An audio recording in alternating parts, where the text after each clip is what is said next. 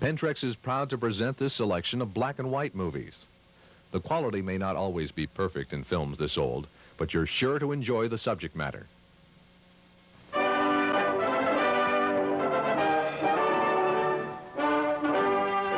In 1947, marking a humane chapter in the Cold War, America's friendship train roared into history. Journalist Drew Pearson, seated second from left, conceived the idea of the friendship train, then joined notables from all over the world in giving it an inspiring send-off. A freely given and nonpartisan gift from the individual citizens of the United States, the friendship train sped across the nation, picking up supplies for the war-ravaged peoples of France and Italy.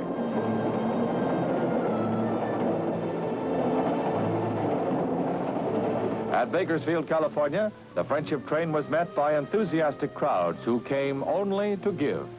Here were people from every walk of life. At every stop, new cars were hitched on, each edition containing the personal and uncoerced gifts from the town's citizens. Then it was off again for the next pickup. Fresno, California, innocently expressed the idea behind the train, then proceeded to make a mighty donation. The friendship train was later to reach the Atlantic coast, bearing 700 carloads of supplies. There was no political propaganda here. Americans gave. It was that simple and direct. Load it up and hitch it on. No strings attached. This was the kind of giving that was warm and personal.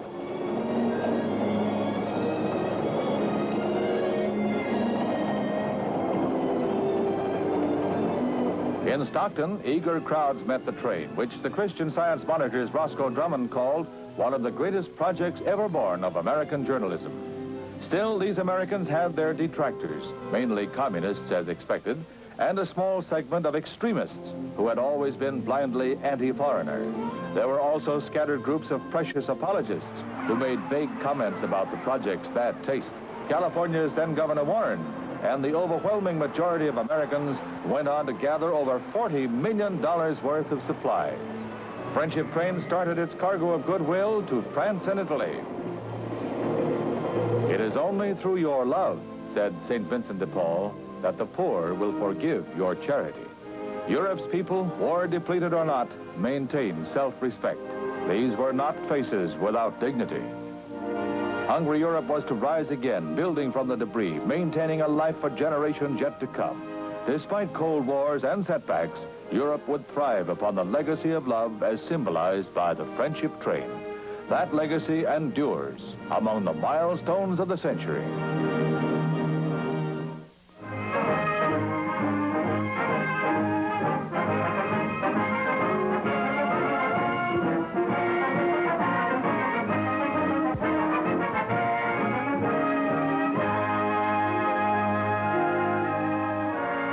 This America of ours is a land richly endowed, a land of great distances, of fertile, bountifully productive farmlands, of forests vast beyond comprehension, of mineral resources, their extent yet unmeasured, of nature's strength harnessed to enrich the power of the land.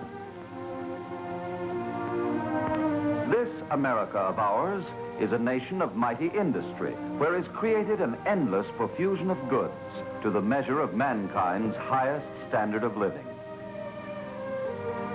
This America of ours is a land where men produce more and live better and enjoy more freedoms than men have ever before known.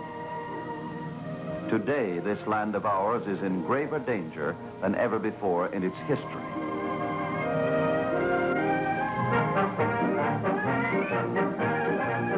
Standing guard against any threat to the national security are the nation's combat forces. On land, a superbly trained, equipped, and expanding army, sworn to the preservation of peace, but prepared to strike back should that peace be in danger. On the the seas, the world's most powerful, far-reaching navy. Massive in its size, mighty in its striking power, in the officers and the men who make that striking power effective. The United States Marines, the Fighting Leathernecks, proud symbol of America's determination to remain free. In the air, a force whose record of achievement has made it a living legend in the annals of air power, expanding with an atomic age.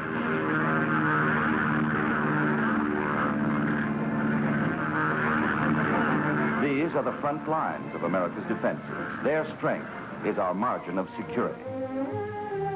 But the strength of any combat force is only a potential in the language of military science.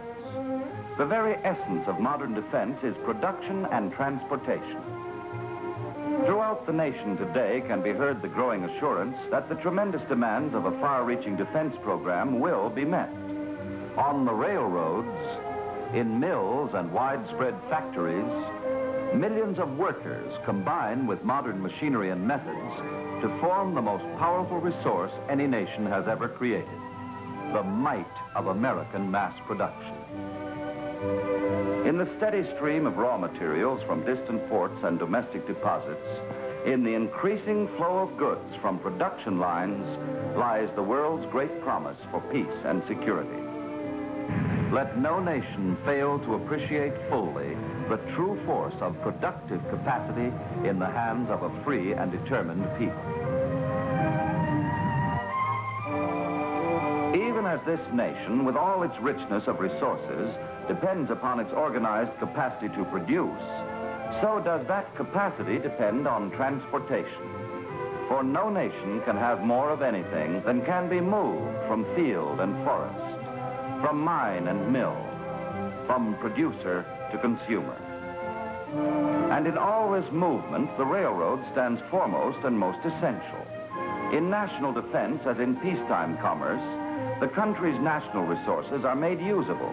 Its productive strength is made real and effective by the flanged wheel on the steel rail, moving more tons of freight, more miles, than all other forms of transport combined. Today, once again, the railroads are called upon to shoulder the tremendous transportation responsibility of a wartime economy, at the same time meeting continuing home front requirements. This is an undertaking only railroads can perform, for only railroads have the carrying capacity and the operating economy to handle such a tremendous task.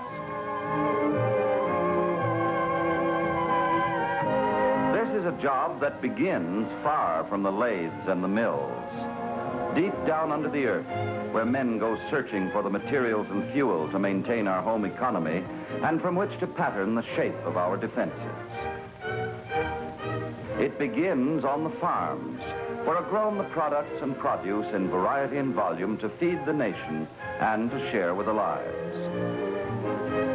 It begins in the small villages and in the larger towns and in the great cities, all alive and alert to the problems of a world torn with unrest and confusion. It begins, of course, with the people. People by the millions from Maine to California. From borders north to south, every day, every night. People who in all kinds of weather look to efficient, low-cost rail transportation as an integral part of everyday living. People who have learned to depend upon the speed, safety, and comforts that only 20th century railroading can provide.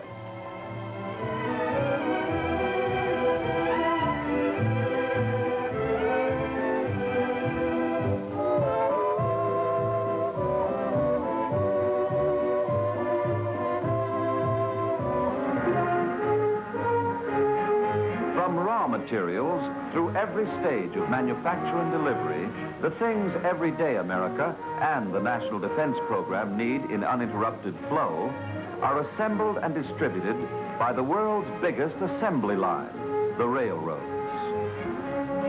They are the arteries that move and feed and help keep the nation alive and strong in times of peace and in times of crisis.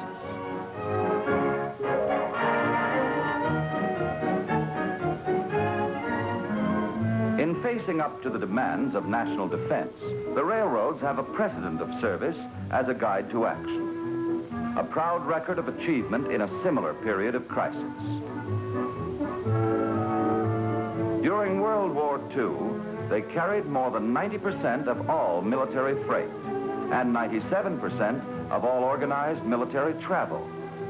In spite of drastic demands on equipment and manpower, it can be said, and proudly so, that nowhere in all the world at any time was the war effort lessened or its striking power diminished by reason of any failure of rail transportation here at home.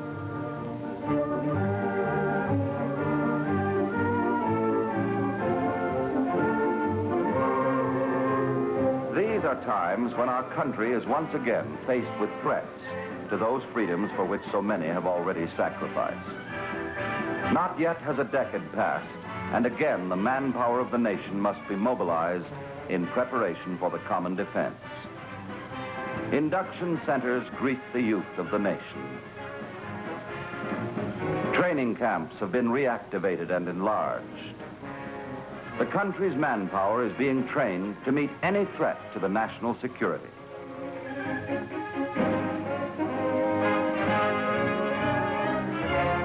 The American railroads are alert to the pressing needs of the times, for without adequate railroad transportation, there could be no effective rearmament program. The civilian economy is supplied with food to eat, clothes to wear, fuel to burn. Meanwhile, the American railroads find the added equipment and personnel necessary to strengthen the defenses of the nation.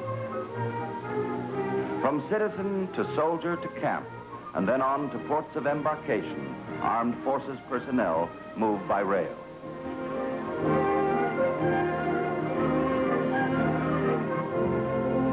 Logistical planning becomes real and effective only through the proper functioning of rail transportation.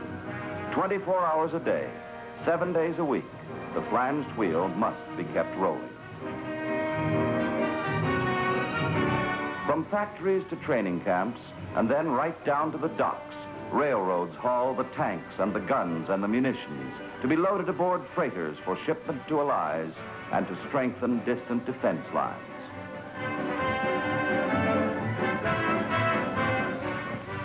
Railroad transportation is equally as essential as any other part of the business of supplying the steadily increasing demands of the National Defense Program. Trained personnel is delivered to embarkation areas without disrupting and almost unnoticed by the civilian economy. The picture once again is one of grim reality as men file up the gangplanks of waiting transports. Then, with last-minute goodbyes, another ship is ready to sail out to strengthen the world's fight for freedom. Once again, America's might must prepare for war, even as we work and hope for peace.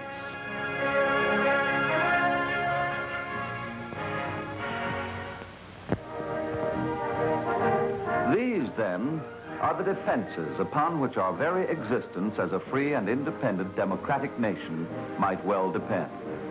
A far-reaching rearmament program encompassing every resource, every creative effort, every ounce of manpower we possess, all made effective through the unending efforts of America's free enterprising system of mass transportation. Railroads have pioneered and contributed mightily to the development of the vast American sea. They have spanned and united a great nation over more than a century of unparalleled progress. They have figured importantly in a past that has been a truly great formative period, wherein great men joined with destiny to create a heritage for those of us now present to cherish and to protect. As we look forward to the future, a future of continuing civilian requirements and an expanding national defense program, let us keep ever alive our faith in our heritage, in ourselves, in our way of life. The pattern of events in the times ahead may be clothed in doubt and uncertainty. But come what may, America stands well fortified in every facet of continuing preparation, including the very crux of national defense, the vital factor of mobility, of raw materials, finished products, of men and munitions. As the national defense program continues to roll ever forward, the railroads can be depended upon to devote even more energy to the prime task of keeping this nation strong, to keep America and all mankind forever free.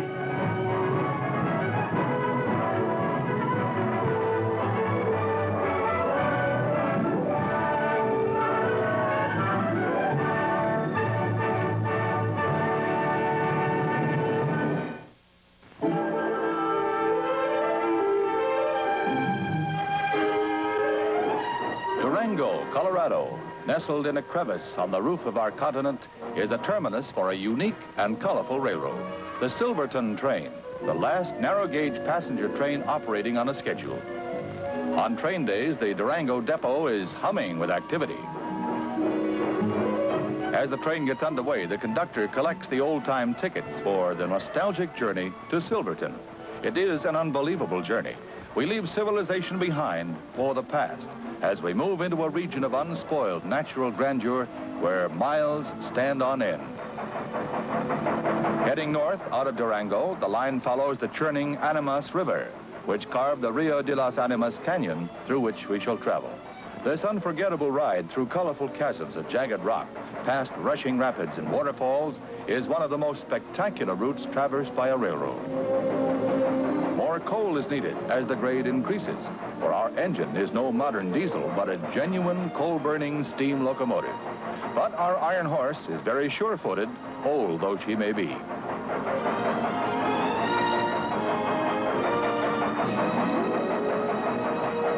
Everything about the trip proves a fascination to the youngsters who revel in their first experience with old-time railroading, a souvenir of an all-but-vanished era. In the 19th century, narrow-gauge tracks extended 16,000 miles throughout the country, spanning 42 states. Down through the years, the narrow gauge was replaced. Until now, the Silverton branch is the only narrow gauge left to carry passengers. This is a stop that has almost vanished from American railroading, the water stop. The train makes this stop to replenish its diminishing water supply, essential for the generation of steam. Then it moves on to resume its climb amid billowing plumes of black smoke. The train has almost completed its journey of 3.5 hours, a climb of more than a half a mile in altitude. Silverton, the mining camp that never quit, lies in a small valley between 14,000-foot peaks. In Silverton, visitors can see an original pioneer setting, little changed since the 1880s. Old streets and buildings are reminiscent of the days when $500 million in silver, gold, lead, and zinc were mined here. Visitors are reluctant to depart, but it's time to leave Silverton for the return trip back to Durango. The engineer oils up the locomotive in a ceremony as necessary as it is ritualistic. From the mountain peak, we look down upon a panorama of breathtaking beauty as the train moves out and away from the past. And although twilight has descended on the narrow gauge, the Silverton remains to wend its way among the nostalgic milestones of the century.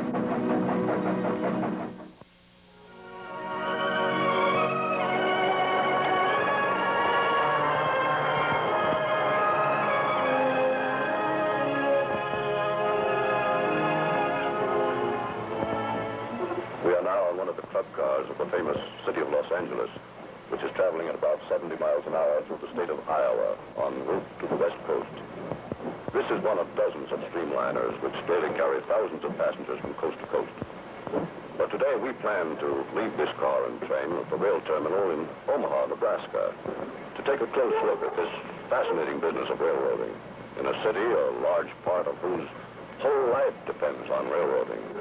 As a point of fact, there are 10 railroad lines serving the city of Omaha. Omaha, 480 miles west of Chicago and 1,800 miles east of Los Angeles, got its start as the last outfitting post for the Great Westward Migration in the 60s. 90 years ago, the railroads really began to open up the West. Then came that fabulous era of expansion with promoters, gamblers, adventurers, and later solid businessmen who helped build that ferry way station of Omaha into today's great railroad center. Omaha stretches for 12 miles along the west bank of the Missouri River. Its freight and passenger depots, among the largest and busiest in the United States, make Omaha a crossroads of tremendous activity. This streamliner is only one of 48 passenger trains which pull into this terminal each day.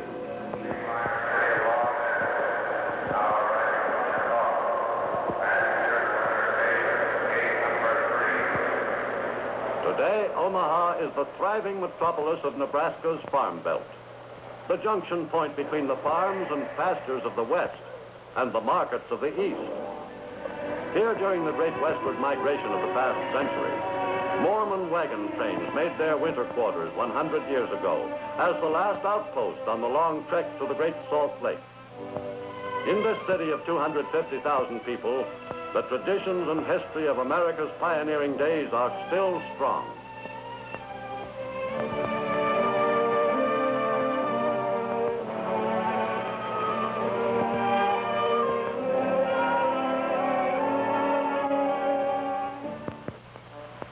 In this museum are some of the most cherished mementos of Omaha's history, which are so intimately connected with railroading. In 1865, at the order of President Lincoln, the Union Pacific began the construction of its lines westward out of Omaha. Simultaneously, the Central Pacific pushed its lines eastward from California. During the next 4 years, Union Pacific crews with Omaha as their base laid more than 1,000 miles of track. They were sometimes attacked by Indians, as these captured trophies show. These were taken from the bodies of a crew, all unidentified. This is the only one that was identified. This was removed from the body of T. Tobin, the section head. The railroad crewmen took with them a whole town of tents, shacks, gamblers, and hangers-on. The famed hell on wheels, which they picked up and moved periodically to every new end of track. Finally, the two great lines met on May 10th, 1869, at Promontory, Utah. There, government and railroad officials drove in the famous last spike to complete the first coast-to-coast rail system in America. Immediately afterwards, the Central Pacific's Jupiter and the Union Pacific's number 119 puffed slowly toward each other until their cow catchers touched. At last, the bustling east met the golden west. The spectators, in the words of an eyewitness, was "Yellin' fit to bust." Here is a replica of the famous golden spike that completed the transcontinental span. From the same piece of metal of the original golden spike, this ring and watch fob were made and presented to the President of the Union Pacific Railroad. Here is a model of President Lincoln's funeral car, which carried him from Washington to Springfield. And here are one or two pieces of furniture from the same car.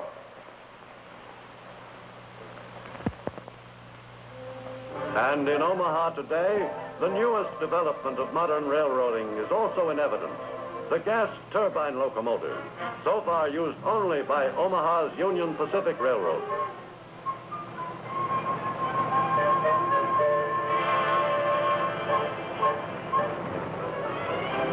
To most of Omaha's residents, the cracked passenger trains which daily pass through the city spell railroading. But to the railroads themselves, passenger transportation is pretty much a money-losing business. On board a Union Pacific diner, Chef Frank Daniels prepares dozens of full-course meals in cramped space that would baffle anyone not trained in this art. On every meal served, the railroad knowingly loses money, 35 cents on each meal.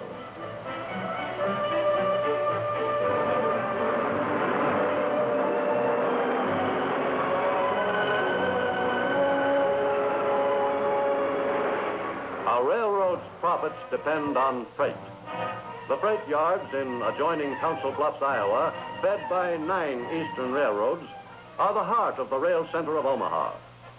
At the westbound freight desk, Harry Carpenter fills out the destination tags for each freight car in the yard. Tag number 4 sends the car to Los Angeles. Number 5 to Ogden, Utah. Other tags are made up for Oregon, Salt Lake City, Wyoming, and Denver. Out in the freight classification yard, each car receives its proper destination tag.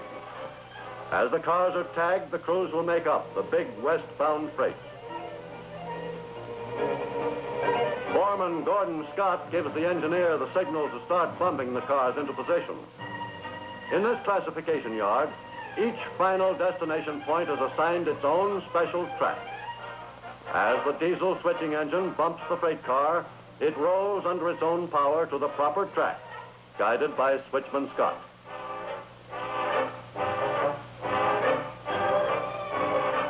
Each day, Union Pacific crews alone process more than 1,000 cars to make up the railroad's fast freights to the west.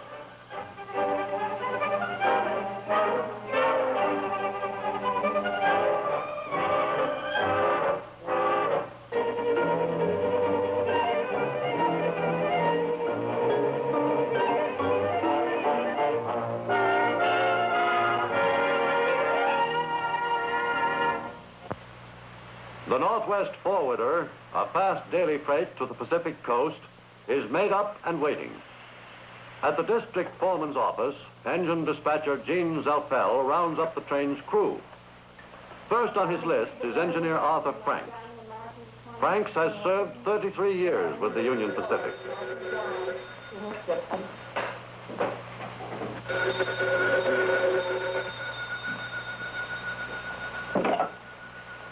Hello. All right, the call for 115 manifest to 9031. Okay, Cecil, I'll be there. Who's the fireman? John Blue, the fireman.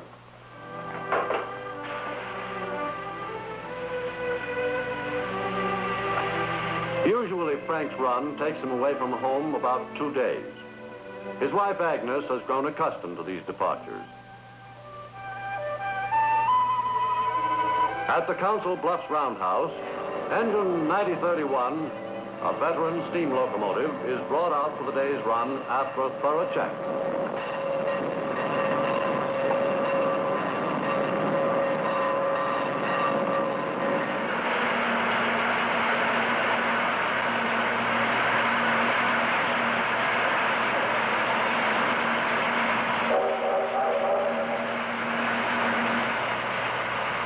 Roundhouse hostler Lefty Miller services the big engine with water and coal.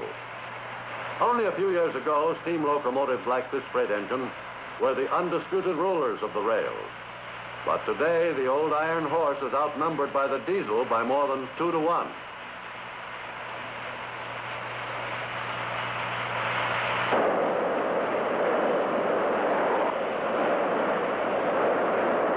Coaled up, the locomotive is ready for its run. It is backed up and its tender hooked to the first car of the Northwest Forwarder.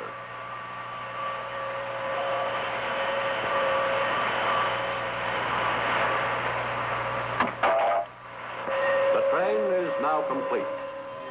Before getting into his cab, Engineer Franks meets conductor Gabe Conant. In a solemn, unvarying ritual, they check their watches. Engineer Franks has made this run hundreds of times.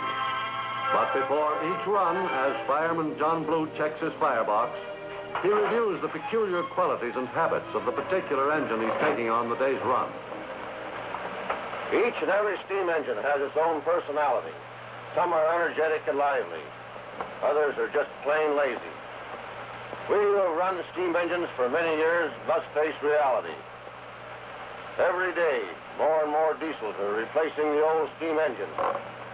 The transition from steam to diesel affects me much as it did the old cavalryman when they took his horse away from him and put him on a jeep. I run diesels as well as steam. I have seen the diesels replace the steam engines. I have seen the gas turbine enter into the picture. And who can say that possibly I might someday see an atomic locomotive. The switch and control tower crew set the signals and switches that will send the Northwest Forwarder out of the yards onto the main line. The train's progress is shown on the panel above the switch handle. It is also relayed to the tower by telephone.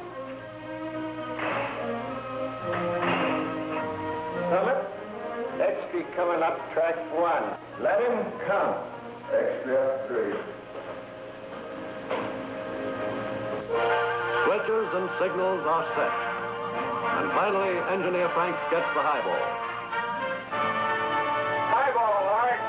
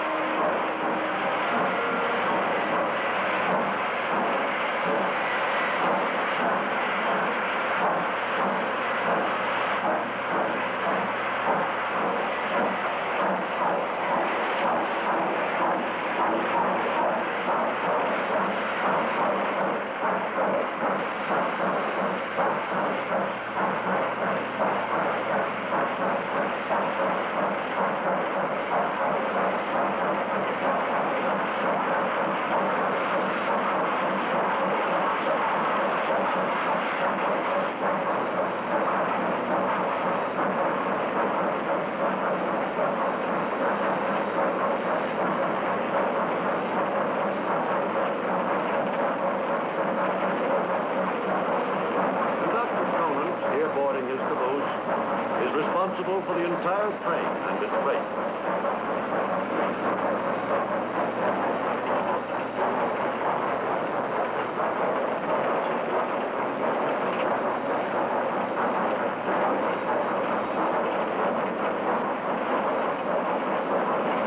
Once the train is underway, Conductor Conant settles down to checking the manifest, the paperwork that is such an important part of his job.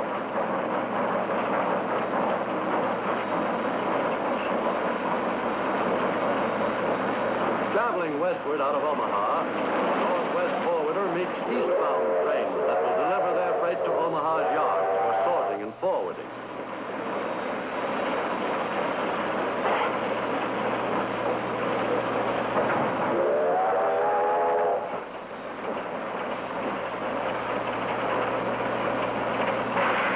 Here comes the diesel now on the Denver-Omaha stock train. Of all the trains moving east to Omaha, the cattle trains from the West's ranching country are the most important to this Nebraska community. Omaha is the world's largest cattle market. In cattle revenue, Omaha exceeds even the famous Chicago stockyard. Each day, dozens of livestock trains from all over the West bring their freight of cattle, hogs, and sheep to Omaha's Union stockyards.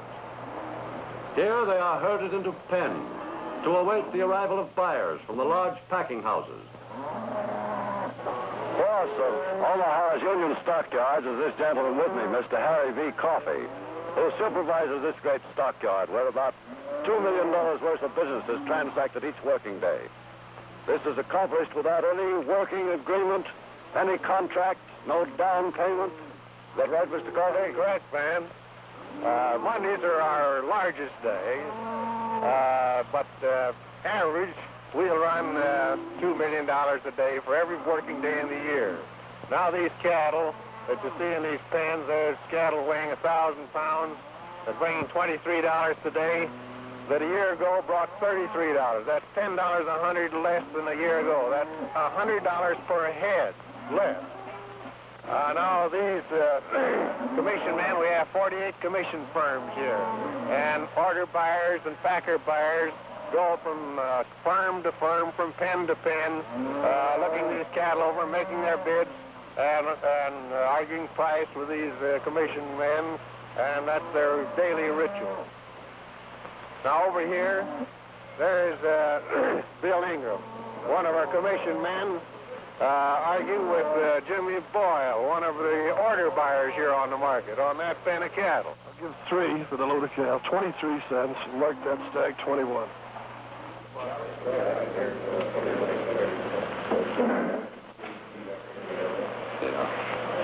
Now this board shows the livestock receipts at the principal markets today.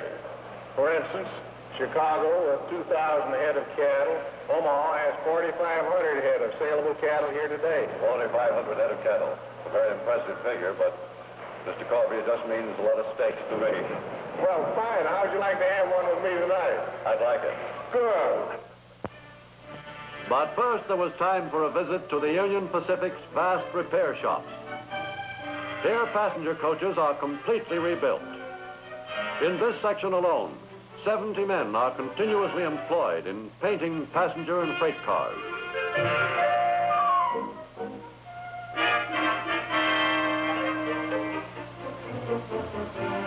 In the Union Pacific's upholstery shops, passenger car seats are repaired and reupholstered.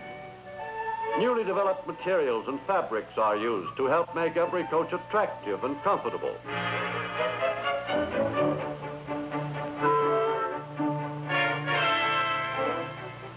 Making new curtains for diners and Pullman cars is a full-time job for Oscar Jensen and Alan Means.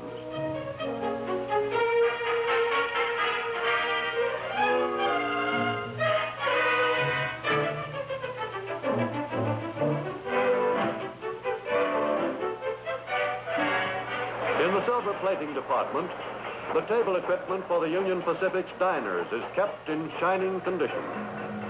Harry Little put some of the hundreds of coffee pots used every day into an electrolytic bath for replating.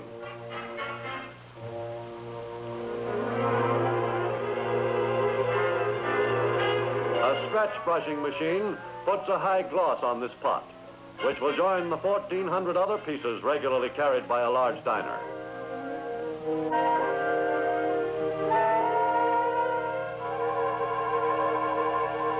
Outside in the wheel pit, scores of wheels are stored. Periodically, they are reground to within 0.02 of an inch of perfect roundness. Even the slightest imperfection can cause damage to fragile freight shipments.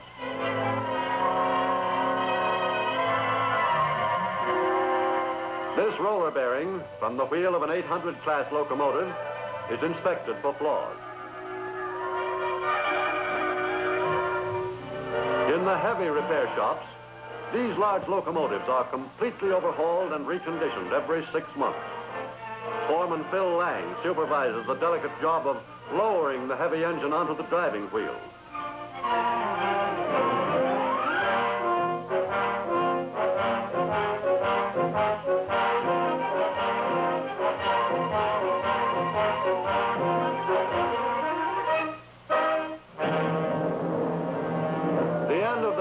Furnishes the opportunity for that visit to Sam Nacy's Spare Time Cafe, where each customer selects his own steak from carefully aged steer loin.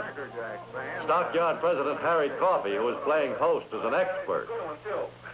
This steak is out of this world, just tender as butter that you could have skipped. Good. Look at him. Now, you want about an inch and a half. An inch and a half. Okay, then I'll go to the machine and cut him for you. Sam Nacy started his cafe 15 years ago with 4 tables. Today, his staff serves 1,000 steaks a day to hundreds of hungry customers. Nacy insists on aging his steaks at least 20 days before preparing them.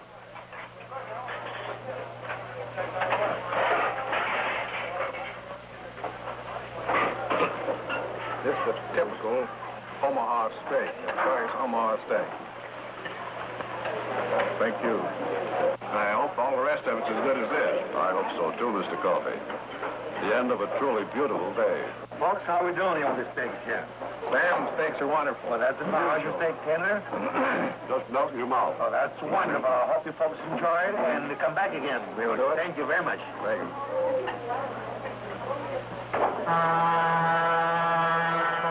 Throughout the night, while Omaha sleeps, the great transcontinental trains rush toward the city on the plains. Between the hours of midnight and 3 a.m., 8 streamliners pass through Omaha on their way to and from the West Coast.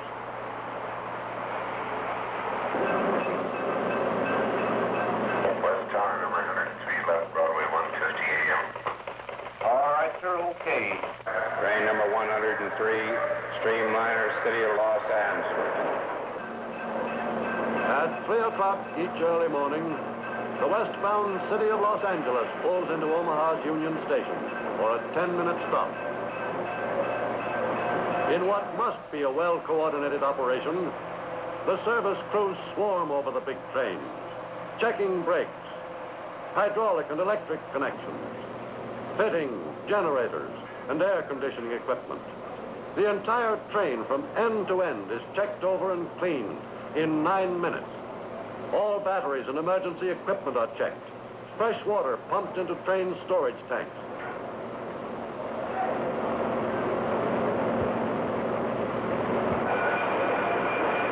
During the short interval, another Union Pacific train pulls alongside, followed by another diesel from Chicago.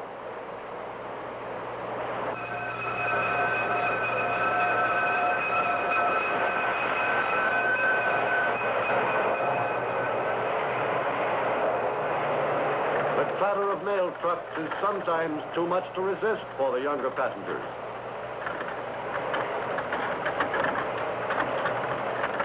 Omaha's Union Station is also a stop for the Rock Island's Rockets on their runs between Chicago and the West.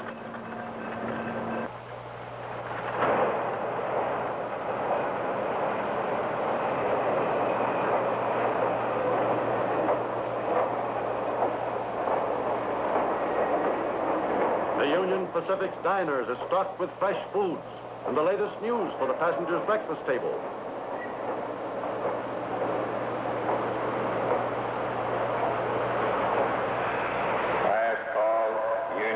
Going west, train number 103, Streamliner, City of Los Angeles.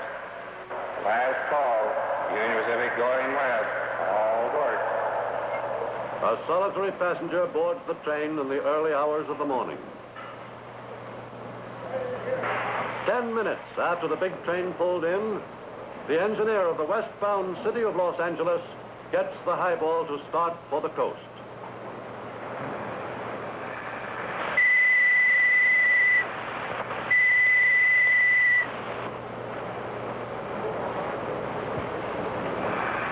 The show is over.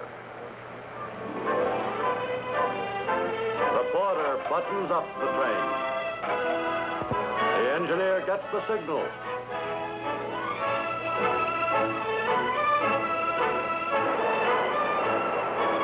And the streamliner slides into the night.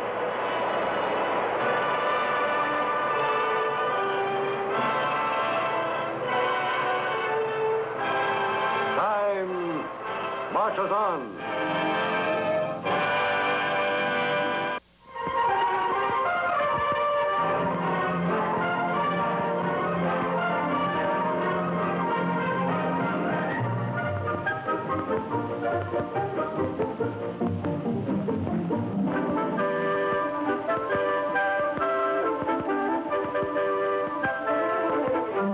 This is San Francisco in the year 1905. And over these cable car rails, we begin our journey into yesterday. It is a time of beginnings. The day of the automobile has just dawned, and their proud owners drive them erratically, sputteringly, and enthusiastically in our path. Towering in the distance stands the newly built ferry building, terminus for the many busy ferry boats plying the waters of San Francisco Bay. The horse was king, outnumbering the gasoline buggies by a whopping 1,000 to 1. A sleeping giant called electricity is stirring in unrest, and a streetcar, powered by that invisible force, crosses our path. Nearly everyone thought that neither electricity or the automobile could ever replace the horse. To be sure, even the cable car could not replace the horse car. There goes one of them now, clip-clopping its way up Market Street and on toward history and oblivion. A last glimpse of a busy city as the fateful day in 1906 approached. Earthquake and fire leveled most of the city, and the whole world was stunned. As we ride down Market Street on an electric car, it is through a city in ruin. Gaunt iron skeletons surround us. Debris is piled high. Its citizens plod along. And the sight of the ferry building, still standing unscathed, seems a beacon of hope and a promise of a better tomorrow. Today, a half-century later, we pause on Market Street for a last look at the ferry building, now just a symbol. It is our final privilege to take the last ferry boat to depart, for they too are now a part of the past, another memory. From the deck, a panorama unfolds, for the San Francisco of our age is one of beauty. A mighty auto freeway cuts across our path, as if to bar us from our return to yesterday. The bridge under which we sail is the giant that doomed the picturesque ferries.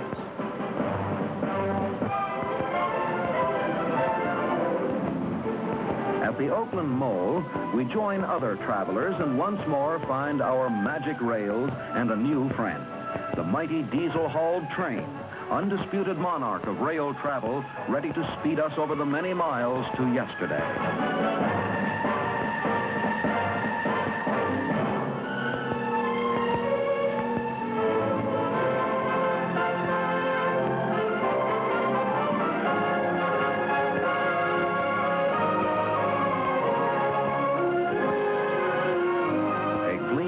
Silver train is our magic carpet.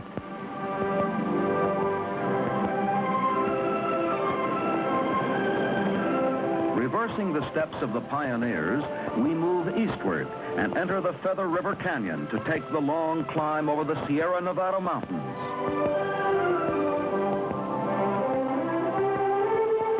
This area is just as rugged and challenging as it was in the days of '49. Yet, gliding along smoothly in comfort, it is just the beauty that we encounter.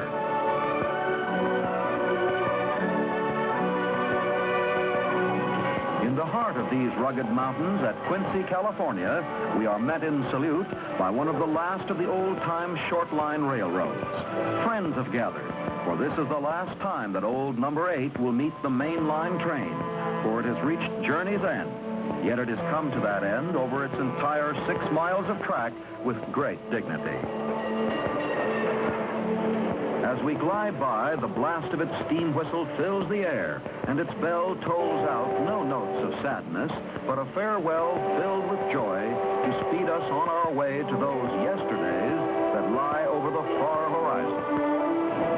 As the miles unroll, we pass over the awesome deserts of Nevada, magnificent in their scope, with great white clouds overhead, holding only the promise of rain, a promise rarely fulfilled in this arid land.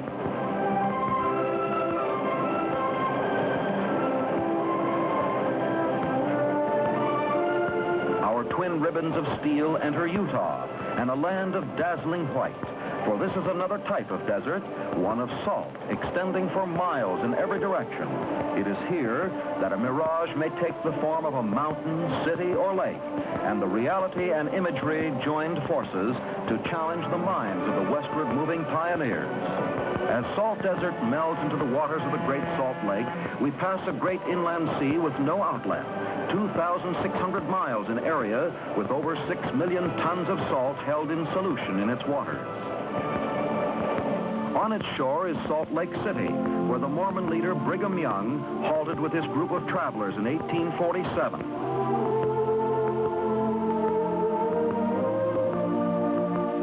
The Temple Square with its tabernacle and temple dominate the city's center. A monument marks the spot where he spoke. This is the place. In the mountains just south of the city, the world's largest open pit mine, 2,160 feet in depth, which as a theater could seat over 9 million people. In its pit could be placed, side by side, the Yankee Stadium, the Rose Bowl, Cotton Bowl, Orange Bowl, Madison Square Garden, and leave room for several 5,000-car parking lots. Its giant terraces are ore levels, forming a magnificent pattern of graceful curves. Entering Colorado, we realize that a changing world has set aside some of the important things that built the West. For it was here that the far-off echo of the locomotive's whistle heralded the advance of civilization along the steel rail.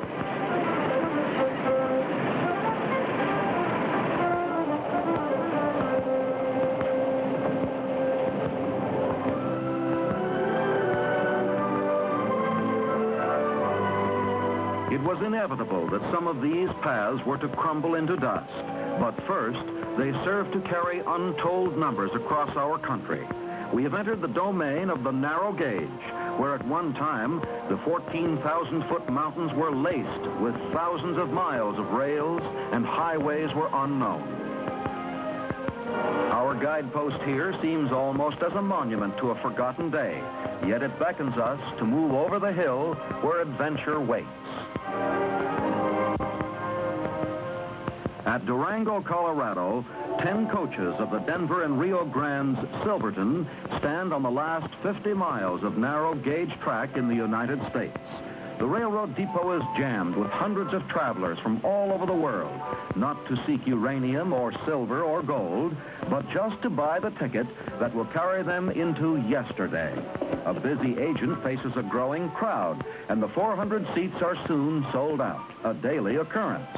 The train is jammed to its eaves, yet more and more climb aboard.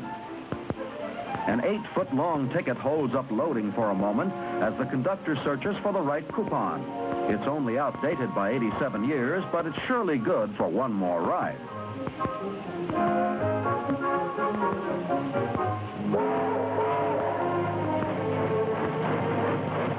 We start the last leg of our journey, leaving behind some disappointed travelers, but tomorrow is another day for them. Today is yesterday for us. Leaving Durango in the morning sunlight, the little engine seems eager for the job, climbing the almost 3-mile peaks of the mountain range ahead.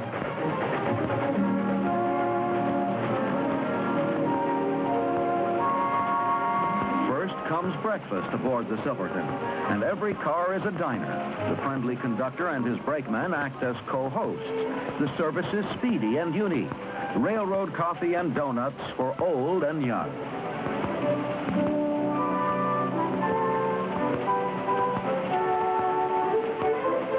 Underway with the locomotive puffing along, the roadbed is hidden by undergrowth and trees.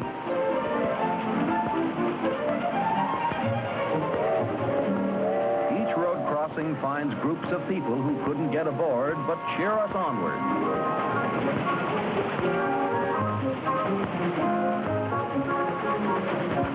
Approaching the canyon of the Las Animas River, River of Lost Souls, the rails cling to the side of a rocky cliff with a sheer drop to the river beneath.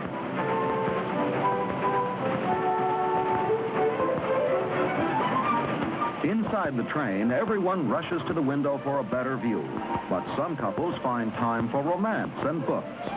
Air conditioning on the Silverton is automatic, for every window and door is left wide open, and the nostalgic and pleasant aroma that can only come from a coal-burning steam engine adds pleasure.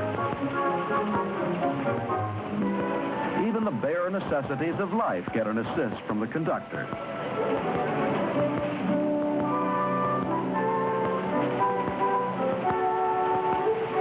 Deeper and deeper and higher with a rock and roll beat, we chug into the high country.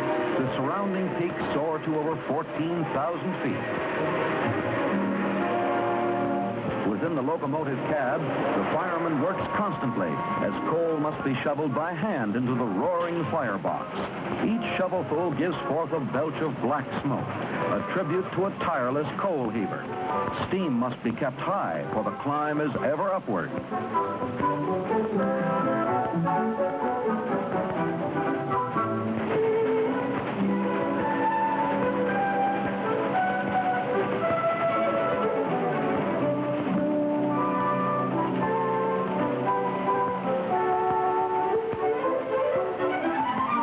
Second only to its appetite is the ravenous thirst of the little engine, and it is thus that we approach a stop, one that has completely vanished from American railroading, the water stop. For almost a century, these water tanks were landmarks across the United States. The fireman reaches the water tender and lowers the spout.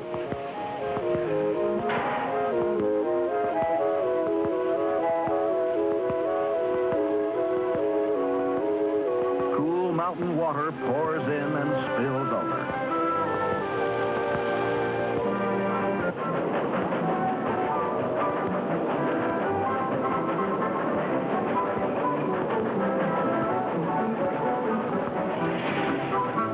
More and more coal is shoveled shoveled into the firebox, and we climb our last few miles through the mountains, for yesterday is just around the next bend. We enter a setting of fantastic beauty.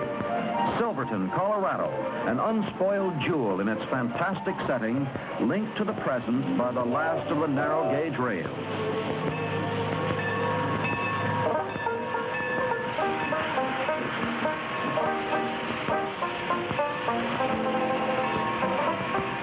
As the train halts, the 400 passengers eagerly climb out. This is the yesterday that they have sought. Time has been kind, and the crisp mountain air has seemingly arrested the ravages of age, for the buildings of Silverton are authentic and genuine.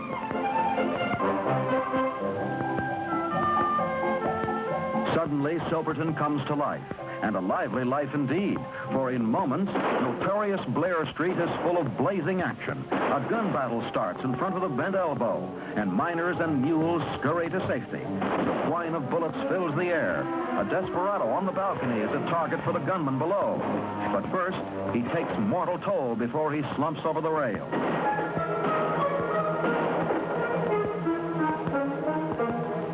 The street is littered with dead in a matter of seconds, and the coroner goes about measuring the deceased for a fitting burial.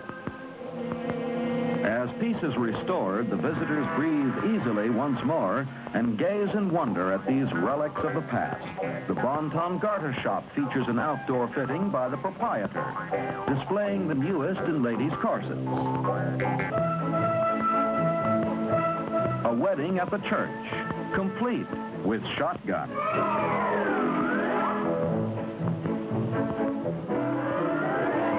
The Grand Imperial Hotel still lives up to its name in luxurious splendor and is still the meeting place for the polite and elite of mountain society. The doings of Silverton are still chronicled in their daily newspaper, as they have been for over 75 years. What stories of a great and glorious past lies buried in these yellowing files? The trivial and the important dying together, yesterday and today. The county courthouse holds the secrets of many men, of failures, of success, of justice, of violence.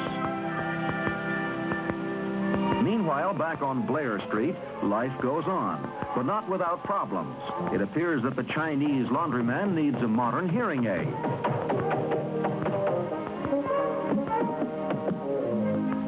A few steps away, all is quiet at the Rocky Mountain Stage Depot. But watch closely, villainy is afoot. Before you can take a deep breath, a robbery gets underway. The sheriff and posse arrive. 2 men are shot, 2 captured. The money and strong box rescued. Mighty fast work, even out west. What irony. The stolen money just out of reach of the dead man's hand. And what nonchalance. A corpse that winks. Huddled together for safety, the visitors photograph every suspenseful moment. Wait a minute. That Stage Depot robber wasn't dead, just slightly dying. So the posse drags him up to the Silverton jail, and there behind iron bars in a scene of moving realism, he passes into the great beyond, just as he does every day about the same time. The strong, silent men of Silverton nail down the wooden sidewalks before anyone tries to steal them as well. In the peaks that surround Silverton, untold wealth lies hidden. The mines that once produced gold, silver, and lead are deserted, but the ore is still buried deep, awaiting a newer day.